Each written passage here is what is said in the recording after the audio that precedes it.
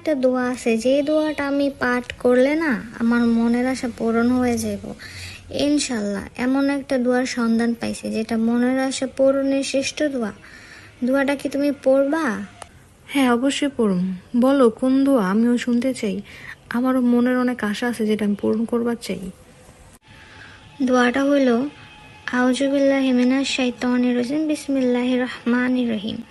প্রতিটা দোয়ার আগে এটা বলা উচিত। এখন দোয়াটা, আল্লাহুম্মা ইন্নি আসআলুকা বিআন্নি আশহাদু আন্নাকা আনতাল্লাহু লা ইলাহা ইল্লা আনতাল আহাদুস সামাদ আল্লাযী লাম ইয়ালিদ ওয়ালাম ইউলাদ ওয়ালাম ইয়াকুল্লাহু কুফুয়ান আহাদ। কত ছোট দোয়া না, কিন্তু এই দোয়াটা পড়লে মনের আশা পূরণের শ্রেষ্ঠ দোয়া। এই দোয়াটা নিয়মিত পাঠ করলে সবারই মনের আশা পূরণ হবে।